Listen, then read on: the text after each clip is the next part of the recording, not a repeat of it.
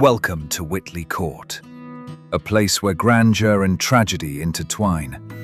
Nestled deep in the rolling Worcestershire countryside, Witley Court was once among the most magnificent country houses in England, a palatial masterpiece where aristocrats entertained royalty and where lavish gardens showcased the wealth and ambition of its owners.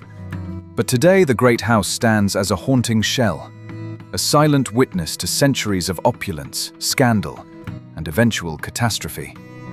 As we glide towards its imposing facade, the scale of Witley becomes clear. This was not simply a country home, it was a statement of power, wealth, and taste, built to impress anyone fortunate enough to be invited.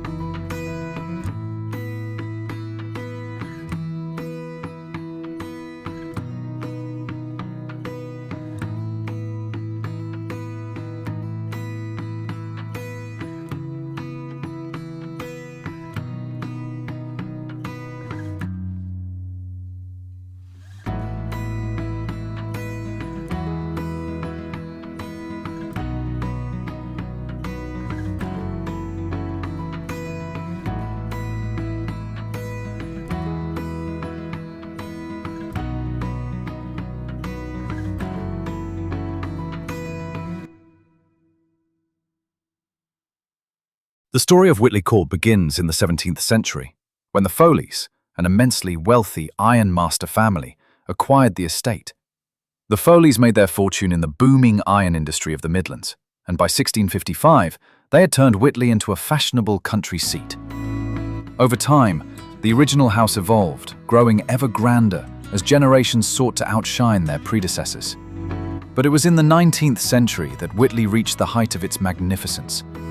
In 1837, it was bought by William Ward, 11th Baron Ward, a man whose wealth came from coal and industry.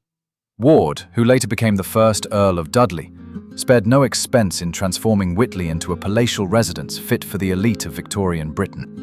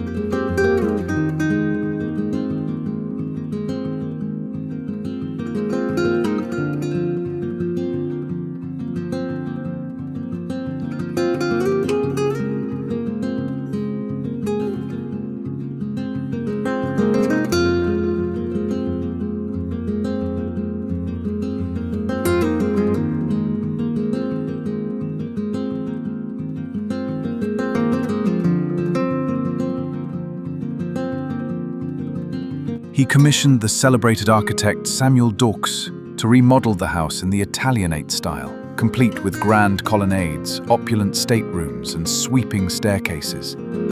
Inside, the decor glittered with gilded ceilings, fine marble, and works of art from across Europe. Witley became the stage for glittering balls, hunting parties, and royal visits.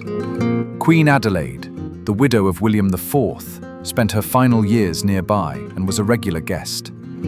In these years, the estate's name was synonymous with refinement and splendour.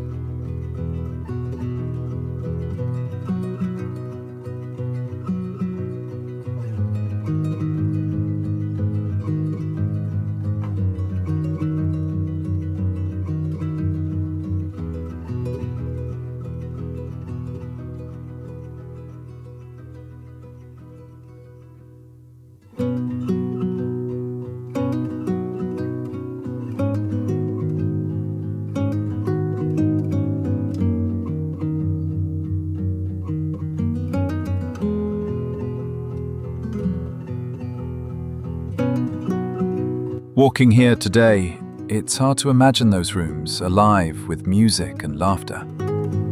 The fire that would ultimately destroy Witley's interior was still decades away. But even before the tragedy, the house's story was already one of shifting fortunes. After the death of the first Earl in 1885, Witley passed to his son, William Humble Ward, 2nd Earl of Dudley. He was known for his extravagant lifestyle, serving as Governor-General of Australia before returning to Britain. Under his watch, the house continued to dazzle, but the costs of maintaining such an estate were staggering.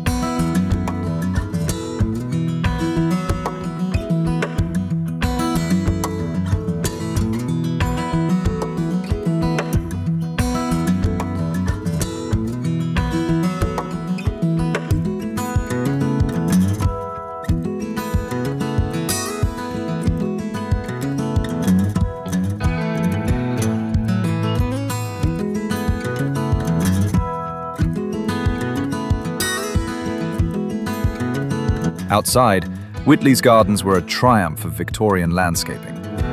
Designed in part by the great William Andrews Nesfield, they blended formal elegance with theatrical flair, and at the heart of it all stood this: the Perseus and Andromeda Fountain. A soaring work of stone and water, it depicts the Greek hero Perseus rescuing the princess Andromeda from a sea monster. The fountain could hurl water nearly 30 meters into the air, a feat of engineering that astonished guests in the 19th century and still inspires awe today.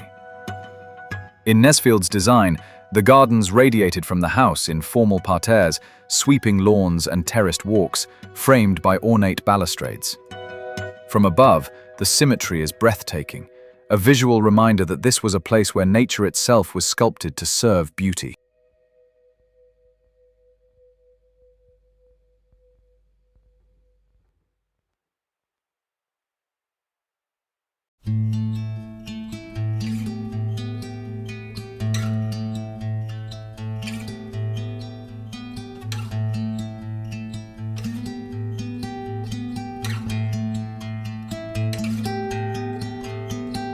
Beyond the formal gardens lay over 5,000 acres of parkland, dotted with lakes, woodlands and follies. It was a landscape crafted for leisure and spectacle, perfect for carriage rides, picnics and hunting parties. The estate even had its own parish church, the stunning Great Witley Church. For now, imagine the scene on a summer's day. Ladies in parasols strolling the terraces, gentlemen in top hats discussing politics, the distant splash of the fountain and the scent of roses drifting on the air.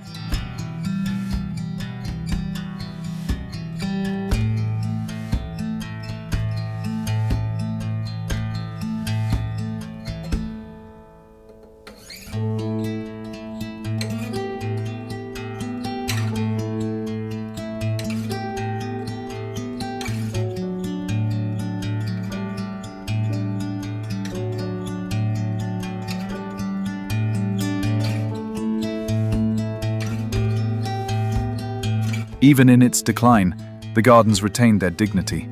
The south parterre, with its geometric beds and sweeping lawns, offered a living echo of the estate's golden years.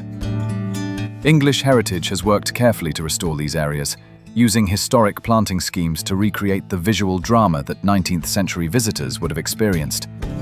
From here, you can look back at the house and imagine the long line of carriages arriving for grand balls, or picture the Earl's guests stepping out for a stroll to admire the intricate patterns of clipped box hedges.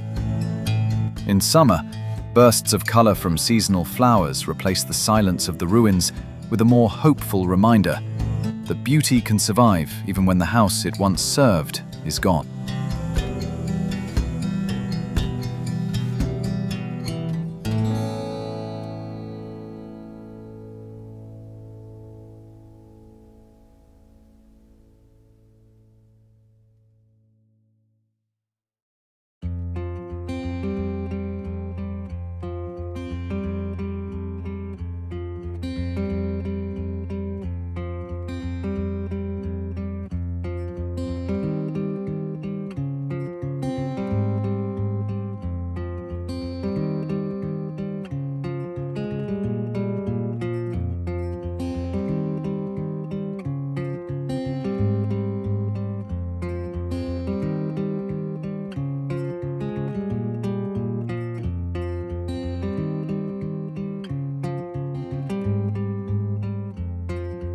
But then, in September 1937, disaster struck.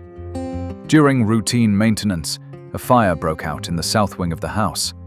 Fueled by dry timbers and fanned by the wind, the flames tore through Witley Court. In a matter of hours, much of the interior was gutted. By this time, the great era of the English country house was already waning. The cost of repairs was deemed too high, and the owners decided to abandon the property. Its contents, furniture, paintings, chandeliers, were auctioned off. Witley was left to the elements.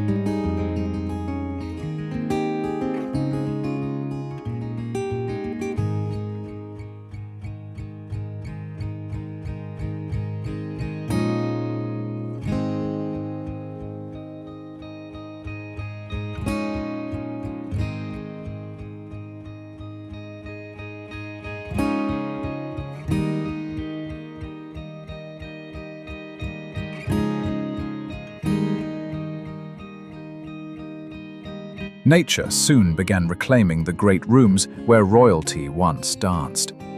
Roofs collapsed, rain soaked the gilded ceilings, and ivy crept through shattered windows. By the mid-20th century, Witley was considered one of England's grandest ruins, a romantic, if melancholy reminder of a vanished age. Yet unlike many such houses, Witley was not entirely lost.